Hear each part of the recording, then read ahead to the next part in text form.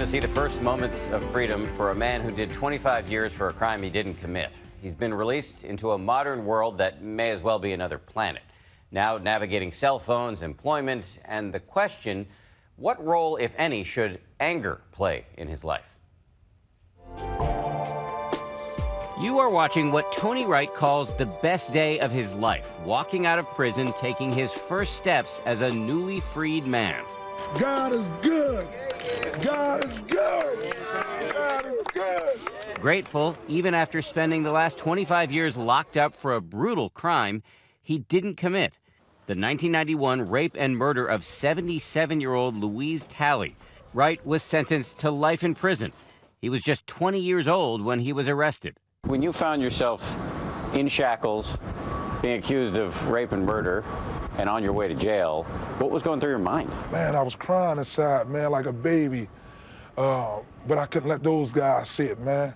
I was numb. My whole body shut down. He says after the police in Philadelphia questioned him, a detective came in with papers for him to sign. I wanted to look at the papers and see what I was signing.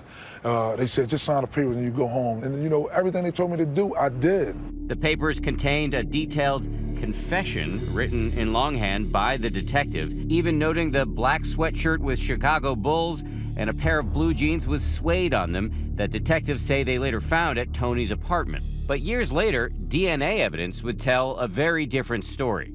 A team of lawyers, including Peter Neufeld and Nina Morrison with the Innocence Project, fought for years just to get permission to conduct DNA tests on the rape kit and on that clothing entered into evidence.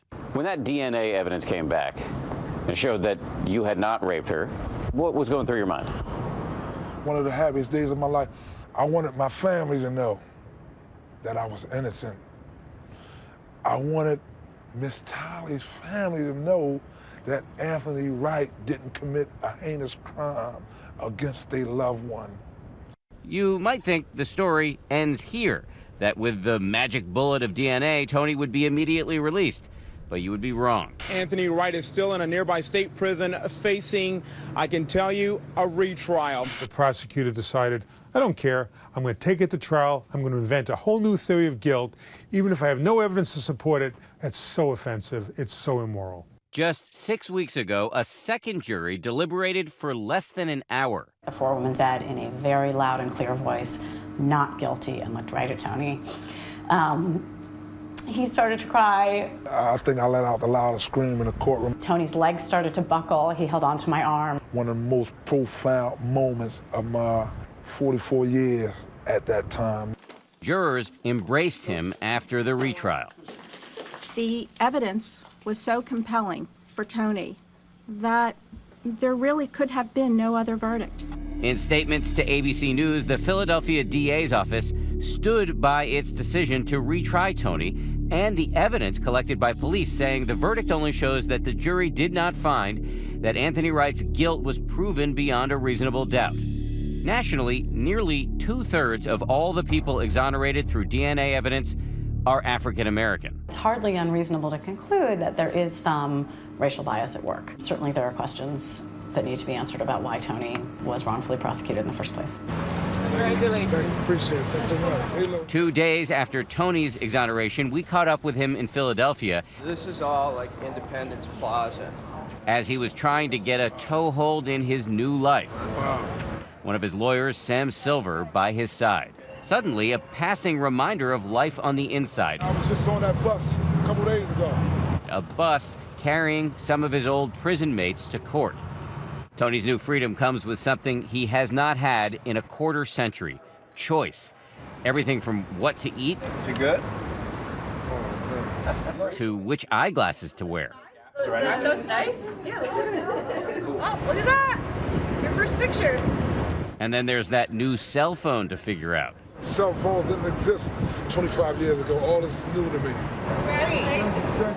The cost of all of this mostly paid for by the Innocence Project. Tony seemed so happy. I always try to find the good out of every situation. For every person that point the finger at me, it's two persons that give me the thumbs up. That's what I focus on. They locked my body, but my mind was always free. But I couldn't help but wonder, how are you not angry? If you're angry all the time. It'll ruin you. It'll ruin you. You're so close, but you're still so far away. He says it's all about faith, family, and one other thing. Sit comfortably, feel your breath coming in and going out. Meditation, which he says he learned behind bars. Yeah, come on, man. In New York City not long ago, we were right there as Tony visited the offices of the people who helped to set him free, the Innocence Project. At this point, he'd been out for about 3 weeks, and he just learned that one of his lawyers had helped him land a job at the federal courthouse. Every day, suit and tie. Every day. Did they tell you that? Yes. Really? Told me that. He told us he was looking forward to that first day on the job. I could just stand here all day just like this. While savoring every moment of his new freedom. Inside, you couldn't do this. You go take a shower with your boots on, and to be outside with your shoes off, it's unbelievable, man. After so much time was stolen from him, he says he doesn't have a minute to waste. And you can hear much more of my conversation with Tony Wright about the role of meditation and yoga in his life on the 10% Happier podcast, available on abcnews.com and on Apple Podcasts. Just search for 10% Happier.